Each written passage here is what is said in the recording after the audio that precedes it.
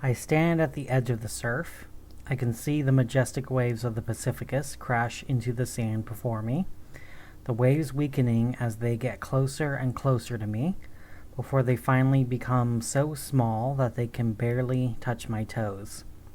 The water is crystal blue until it turns foamy white while the waves crest. The sunbeams glitter like gold through the early morning fog. There is no one else on the beach. The seabirds can be heard in the distance, but I don't see them where I stand. I feel the cool, wet sand between my toes and the smell of salt water. I look out over the waves and I can feel them calling for me to join them in the deep blue of the Pacificus. But I am not able to move easily into the water. I can feel a hand gripping my shoulder, a hand that always holds my shoulder when I get close to the water. Normally, I listen to the hand on my shoulder. Today, however, I touch my hand on the same spot on my shoulder, and after touching the spot, it takes a moment, but the hand loosens and lets go of me, and I take steps into the surf. The waves crash into me, and I know I should be knocked back, pushed around, or at the very least feel the pressure of the ocean. Instead, the water simply crashes into me, and I am unmoved. Each step I take on the shifting sand, wet rock, and water were as stable under my steps as my own carpeted floor at home. I keep stepping into the Pacificus. Soon the waves are at my chin, the salt spraying in my nose and mouth. But I do not cough. I do not sputter. I do not choke. I breathe it as easily as I breathe the air. Now I feel a hand on my hand, gently pulling me towards the deep. When I look where I feel the hand, I see nothing, but I know the hand is telling me to accept its pull and drift into the sea. I step forward, and now the waves crash over my head. I open my mouth, and bubbles drift from my mouth as I keep stepping forward. Each cooling breath of the salt water cools as it enters my lungs, and I can feel energy from it soaking into my body, spreading through my lungs, into my heart, and spreading through my veins and muscles. It is cooling, it is relaxing, it is peaceful, it is empowering, it is rising, it is strength. Now that I am under the sea, I wonder how I ever lived on the land now. I kick off the water and drift into the water. Feet kicking, hands paddling, the hand continuing to pull me along. The currents of the sea play with my skin and hair, each one a whisper of potential, a whisper of power, a whisper of mystery, a whisper of what was, a whisper of what will be, a whisper of what never was, and a whisper of what is. As I swim through the water, my muscles fill with the power from the sea, and I swim easier and easier. Not just because my muscles are stronger, although that is part of it, but also because the currents start to move with me, push me along, where I want to go, and where the hand pulls me. I glance up to where the sunlight filters into the water, beams of golden light that I can see with my eyes, but also that I can feel through the water. I open my left hand to grab at a sunbeam, and I can feel a difference in the little bit of water that has the sunlight. My grandmother used to tell me about mana, an energy that infused living things and the world around us, an energy that could be used to show authority over people or things. It was an energy that could imbue people, objects, or even symbols. As I felt the water with the sunbeam, it was mana, that I was certain of, that imbued that sunny patch of water. I could feel the phytoplankton in that sunbeam feeding off the sunlight, producing a little extra energy to be consumed by the zooplankton. Microscopic life were thriving all around me, and where there was extra energy, there was extra mana. It was this mana that filled the water around me. It was mana that entered my body through my lungs, and it was mana that was filling my muscles, and it was mana from my body that pushed and pulled currents through the water. As I continued swimming where the hand pulled me, the light above grew dimmer and dimmer, but even as I was pulled into the midnight zone and the light was gone, I still saw around me. The flow of energy around me gave me something between sight and radar. I could feel the flow of energy from the surface settling down into the distant sea floor. I could see distant thermal sea vents thousands of kilometers away, also providing raw mana. I could feel the sea life around me, both big and small. Fish with their flashes in the darkness before moving on. The slow, majestic mana of the whales and sharks swimming curiously nearby, but I could sense no danger from them. Their mana was almost like a color or a taste. It tasted curious. It didn't taste angry nor hungry. Still, though, I was pulled by the hand further into the depths, and even though I could see nothing around me, I felt the safest I had ever felt in my life. Even though the cold and pressure at these depths could have killed a normal human being a long time ago, the mana I brought into my body also protected me. The pressures of the mana around me met the mana inside of me, and it kept me safe, comfortable, and even warm. I wondered, idly, if I absorbed enough mana into myself, if I could do something like survive space, a trek into a volcano, or even a bomb to my face. As I asked my question, a quiet voice echoed through the water, sounding almost like a person who was whispering across the room. The way it bounced around me, but still found its way to my ears, it was like the sound was carried far away to where I was. Whoever whispered it clearly was manipulating the mana to get the currents to carry the answer through countless kilometers to answer me. You can, for a short while, survive such extremes with enough stored mana, but such extreme environments also bring you very little, if any, mana. Part of what is helping you survive the deep sea so well is the fact your mana is being restored faster than it can be depleted.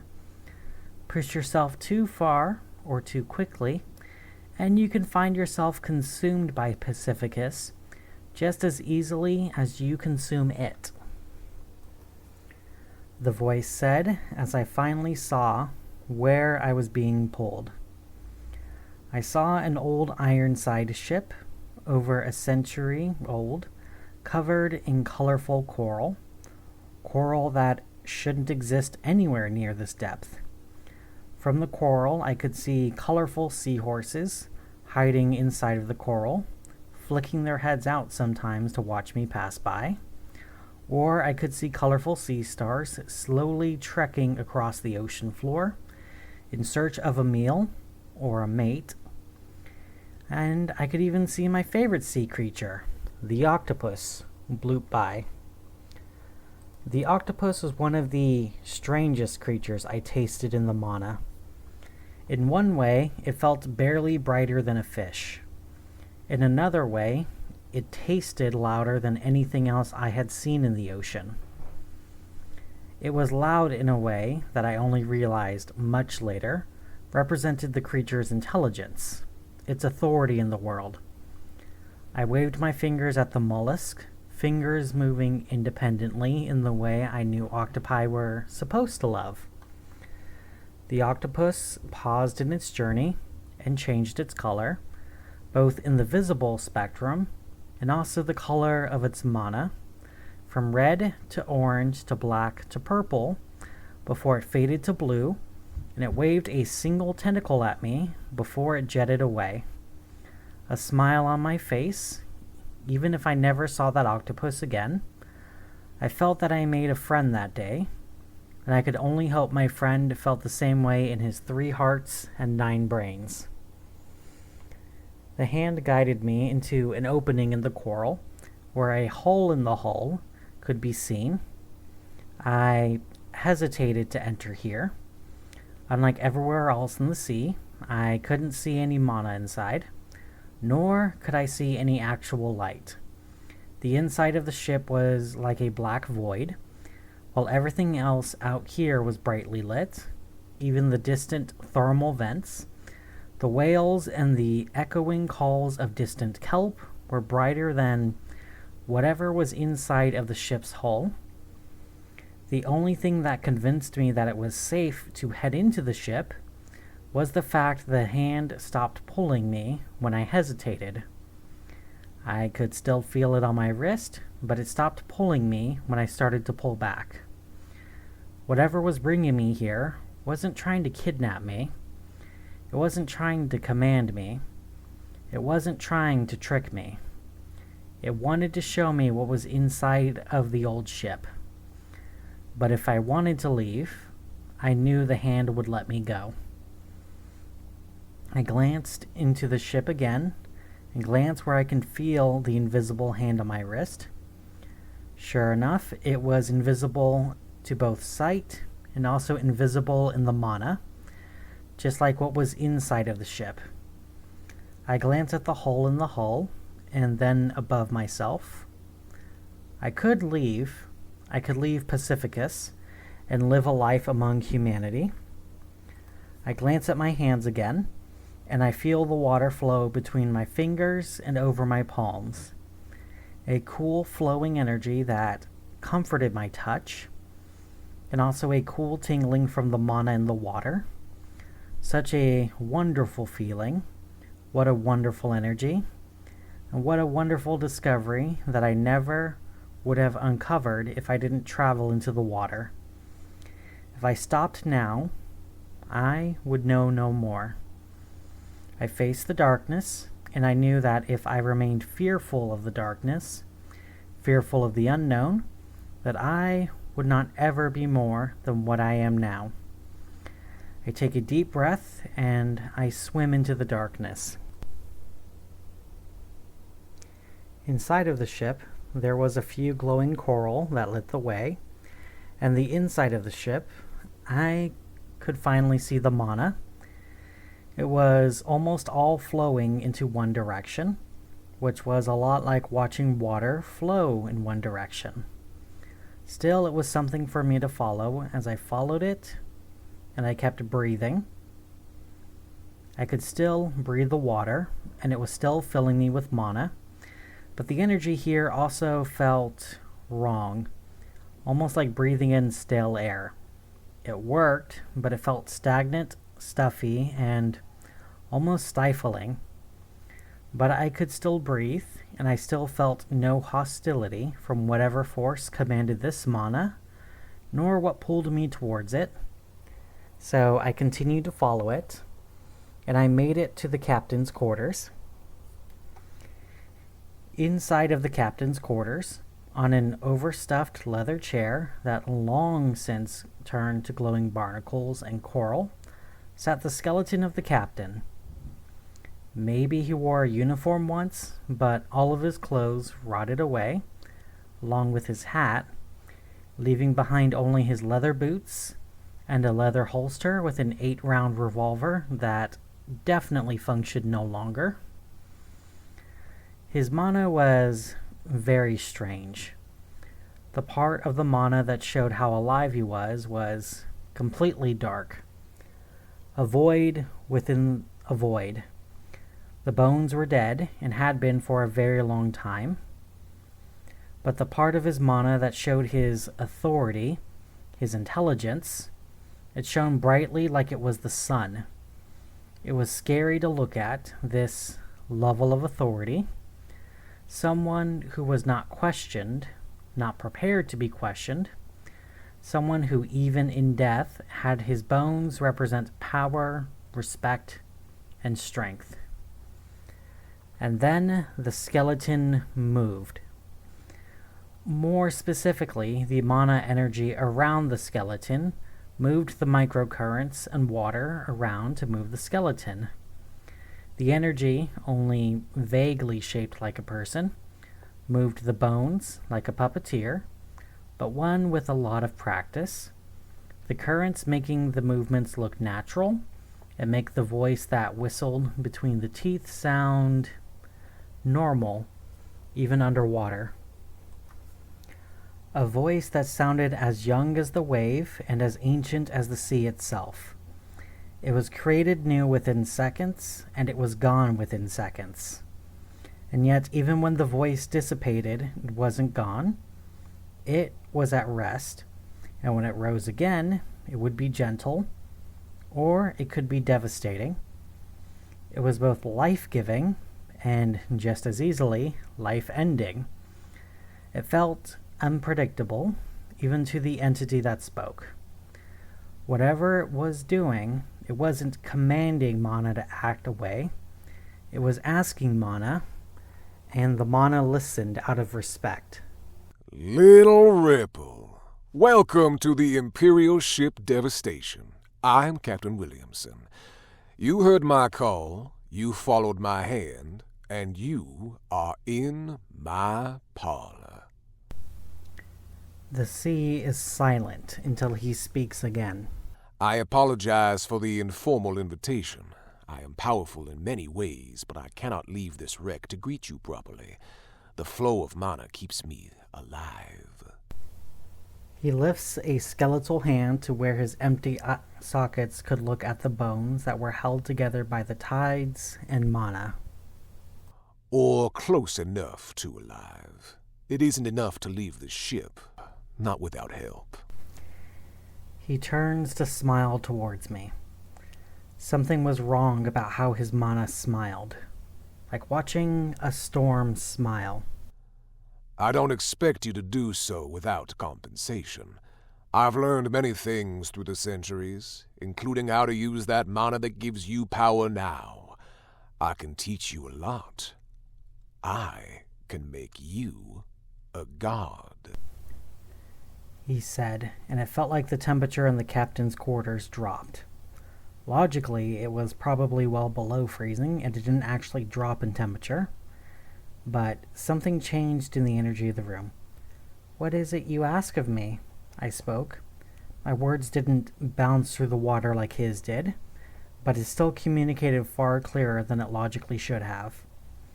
I think with practice that I could get better, but Williamson still understood me. I only ask that you share with me the stories and the news of the surface world. I have been confined here for so long that I do not know what the world beyond is like.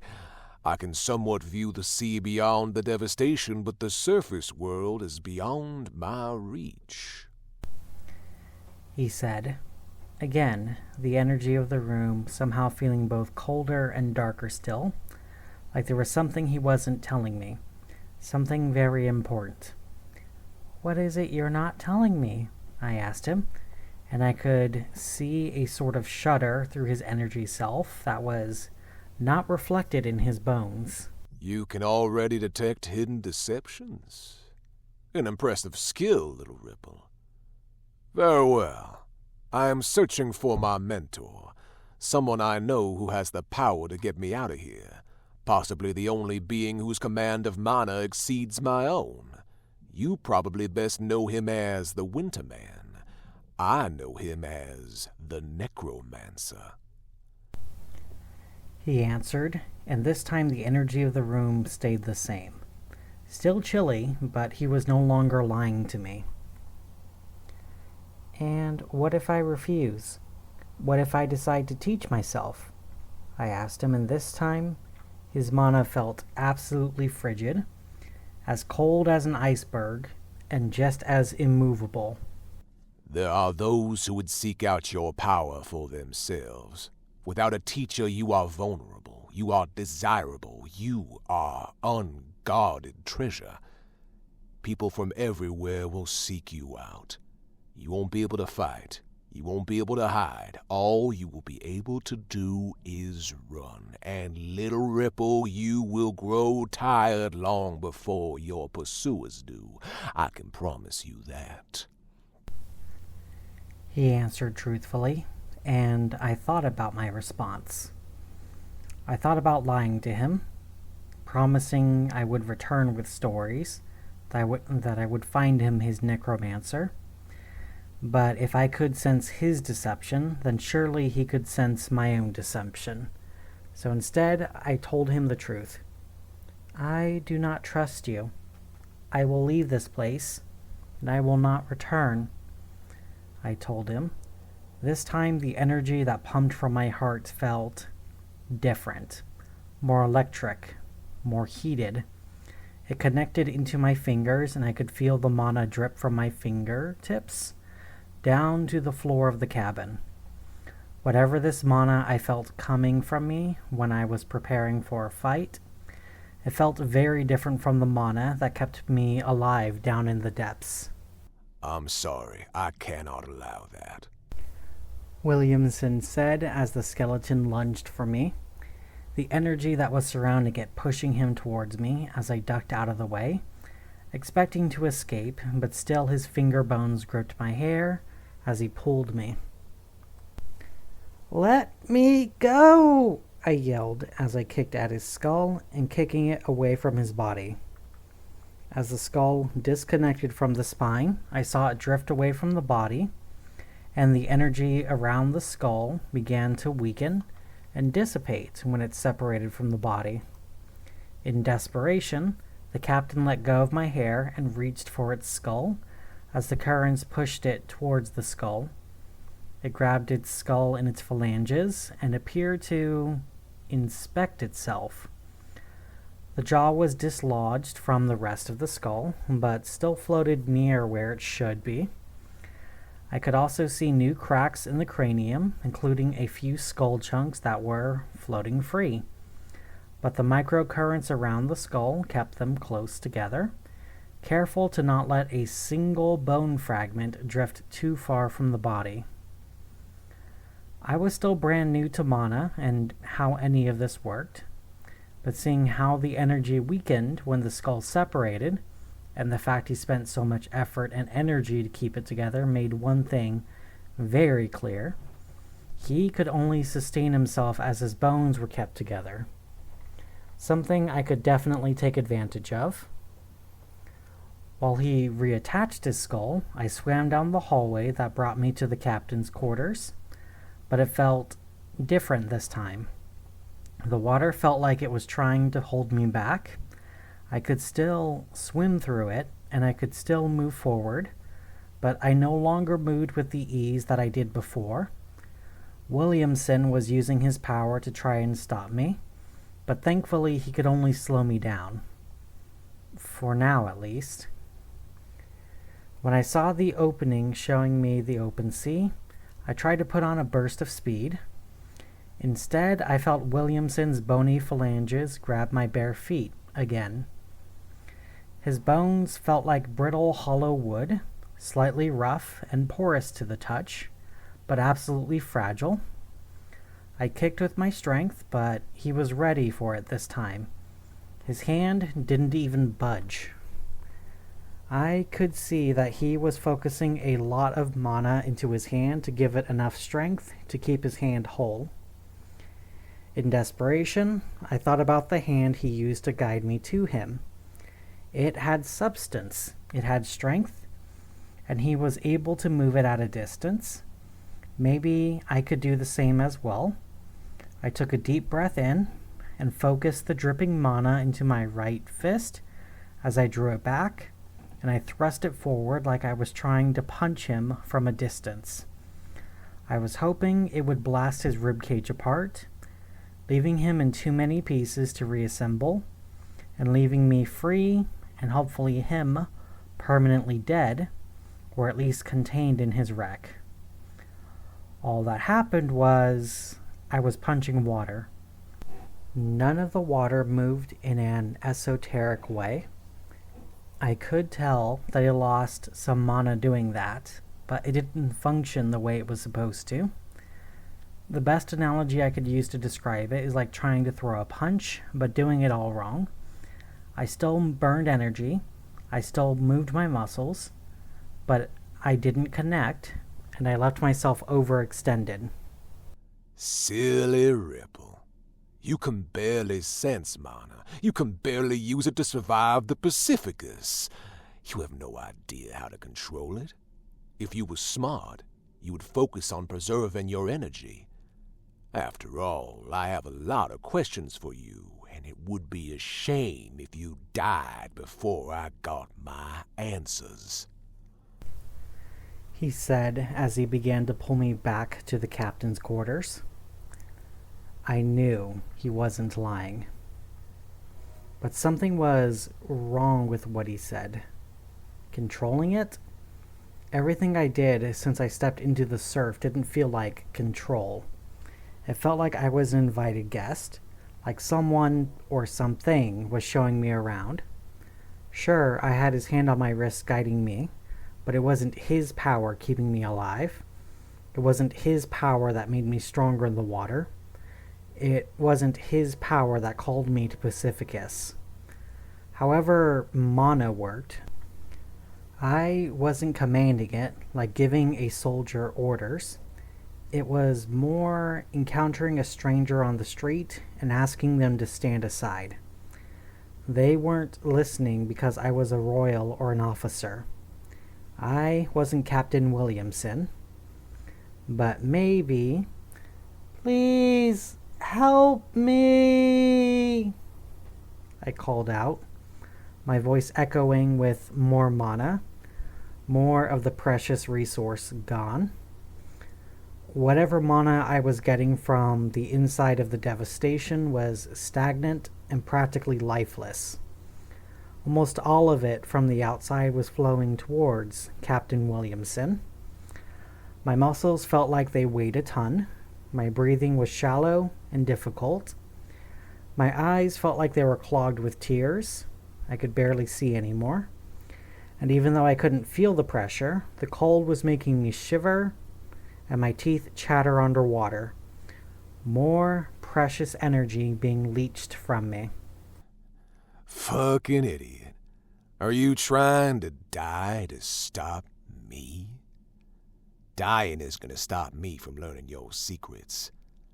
I'll feed your brain enough mana to keep it alive and cognizant, but let your body rot.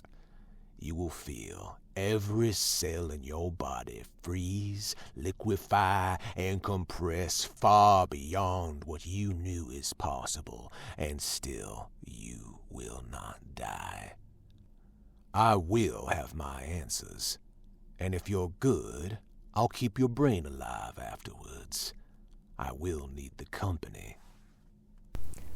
He stated, his empty sockets glaring into my eyes. My mind was full of fog as the low oxygen clouded my thoughts. Only one shining thought was clear to me in that moment. If I had the strength, I would have spat at his face. Then something rushed from outside the ship, and it separated the radius and ulna bones from the humerus.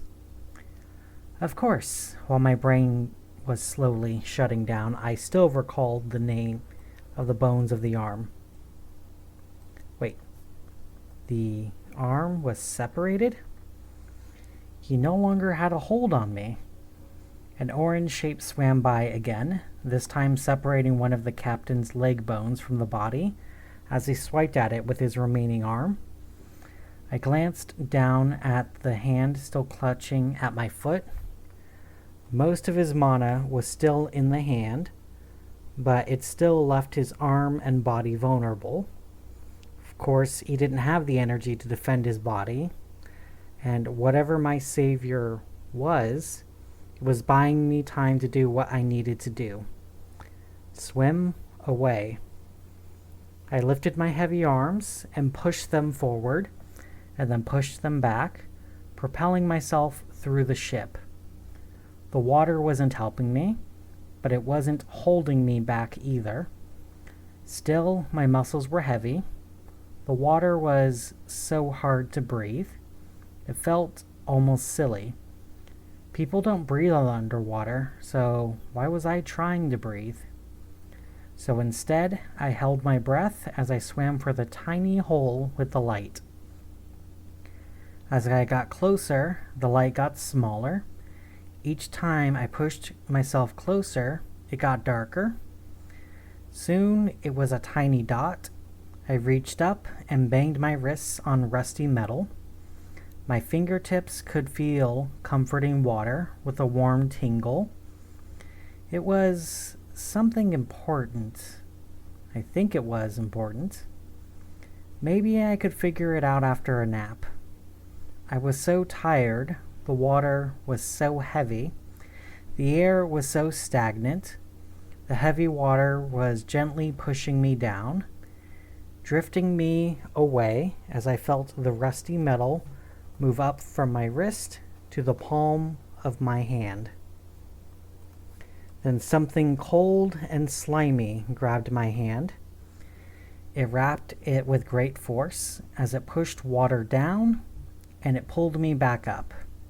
As I was pulled out of the ship, I was vaguely aware of the fact that the arm and the mana attached to it dissipated into dust as I was pulled away from the ship. My eyes opened for a second to see who grabbed my hand. I saw a familiar orange octopus. As I wiggled my fingers on my free hand towards it, as I began to fall asleep again. I could say hi to my friend when I woke up. I felt something slimy touch my forehead when a word came through. Partially an order, partially an invitation, completely my salvation. "Breathe," the octopus told me as I took a deep breath, and for the first time in a long time, I breathed flowing mana again. It was like waking up from a deep sleep. My body was heavy. It was weak, but every breath strengthened me. Every breath cleared my mind. It gave me clarity on what happened in the ship. The octopus heard my call, and it came to help disassemble the captain. And then it helped move me out of the ship. When I was suffocating without my mana to keep me alive, it helped move me into mana-rich waters again, where I could restore myself, after it used some of its own mana to get my body breathing again. "Thank you," I said to the octopus, my weak mana lending to my voice only as a whisper, as the octopus wrapped its arms around my arm, and it replied, "Gratitude," it said in a voice that sounded curious and clever, but one that did not spend a lot of time speaking. I turned my eyes to the ship. From the outside of it, I could only see the void, and I decided to ask the octopus, "Is he dead now?" "Dead as he was, more dead than he used to be, but not dead enough," the octopus replied. I nodded, but if he was weaker, that would have to be enough. I wasn't strong enough to kill him. I almost died, even with outside help, and I knew I couldn't ask the octopus to help me kill him. It is one thing to ask for help from a stranger when you are in danger. It is another thing entirely to ask a stranger to kill for you. Still, if he was confined here, he could remain confined here. He was weaker with most of his remaining mana taken, and now he would need to spend even more of the energy flowing in on keeping himself together. The fact I couldn't feel his hand on my wrist convinced me he no longer had a reach beyond the devastation. I hoped so, at least. "One question, octopus." "Ask," How do I head back home? I do not know where humans live. Can you direct me to the land? I do not know where the land lives. Do you know how I might be able to find the way home? The surface is directly above us. Turns out that was a brilliant piece of advice. On the surface, I could see the sun, and when I knew where the sun was, I knew where the east was. On the surface, I could feel the pull on my shoulder, pulling me back towards the shore. Still, though, it took me many hours to make my way back to the shore.